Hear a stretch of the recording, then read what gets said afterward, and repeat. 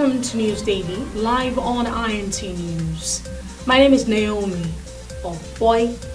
First, the headlines.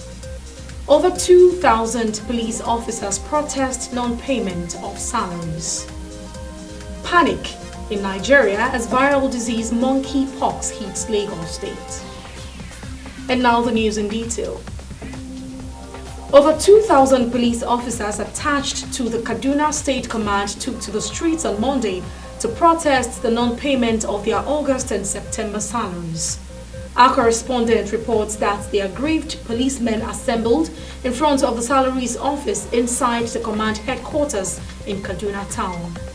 Some of the protesting officers accused the Minister of Finance, Femi Fallon, of refusing to allow President Muhammadu Buhari to know the exact situation regarding the non-payment of the police salaries. Addressing the aggrieved personnel, the State Commissioner of Police, Cyril Abe, said the delay in payment was from the Finance Ministry's IPPS office and not the fault of the police. Some of the states owing August and September salaries include Kaduna, Kebbi, Gombe, Nasarawa, Ekiti, Bayelsa, Ibom, and Ogun.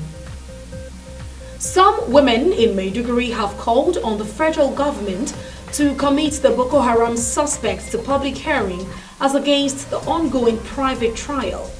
A cross-section of the women made the call while reacting to the trial of the suspects on Monday in Maiduguri. Speaking on behalf of the women, Lucy Yunana, a women activist, said that the trial should be made public in view of the atrocities committed by the suspects against humanity. According to her, the public hearing of the suspects would avail members of the public and victims of the insurgency the opportunity to get justice. In a chat with newsmen, a lawyer, Jubril Gunda, however, said that the Constitution had stipulated for private trial of suspects to guard against further breach of security.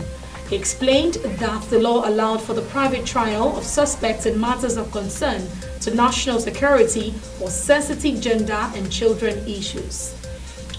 In a related development, the Bring Back Our Girls Coalition has said that it would resume street protests on Thursday in Abuja to press the federal government to secure the release of the remaining 113 Chibok schoolgirls still in Boko Haram captivity. The group, in a statement on Monday, said it would march to the presidential villa every 3 working days to get the government to address its various demands.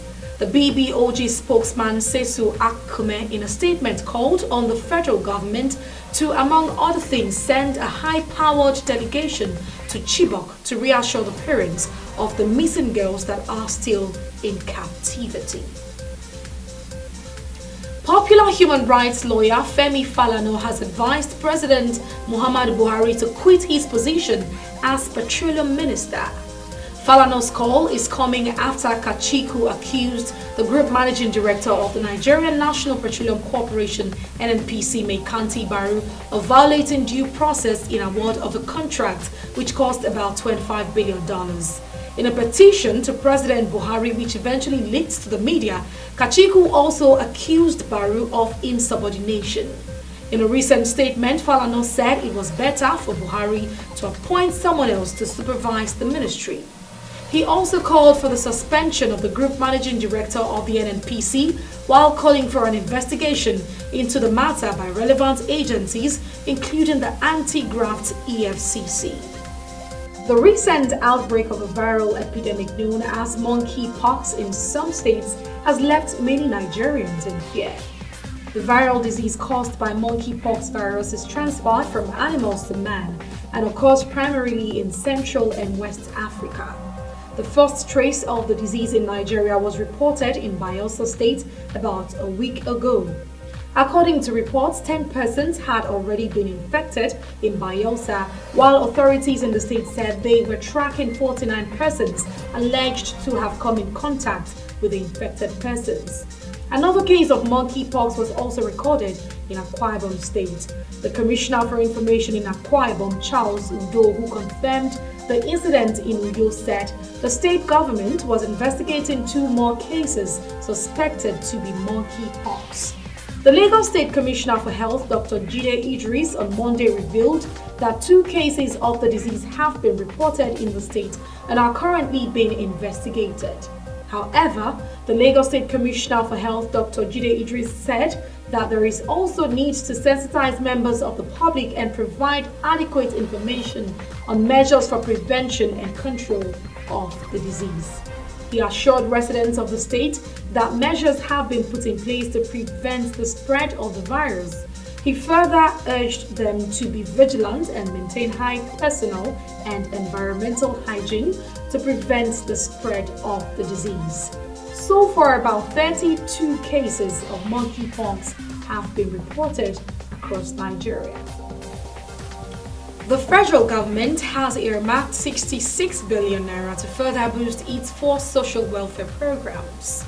The programs include homegrown school feeding, Empower, conditional cash transfer, and government enterprise and empowerment program. The special advisor to the president on national social investment, Mrs. Mariam Oboyi, gave this hint on Monday during the commencement of a retreat at Tinapa Business and Resource Center in Calabar, Cross River State. She said an additional 80 billion naira would further be appropriated soon for the interest-free loans as part of the 4 programs which the National Social Investment Office, domiciled in the Office of the Vice President, would be releasing to registered cooperative bodies in the country. The special advisor said that those who intend to benefit from the social welfare programs must join registered cooperative organizations, as the government will not attend to individuals. And with that story, we have come to the end of News Daily on INT News. Thank you very much for joining us and for watching. Don't forget to join us tomorrow at same time for more reports from INT News. My name is NAOMI OBOYI, and remember that Nigeria needs you, so contribute your quota to make the country a better place. Connect with us by following us on our various social media platforms and subscribe to our YouTube channel to get the latest news and information from INT News Live. Thank you for watching.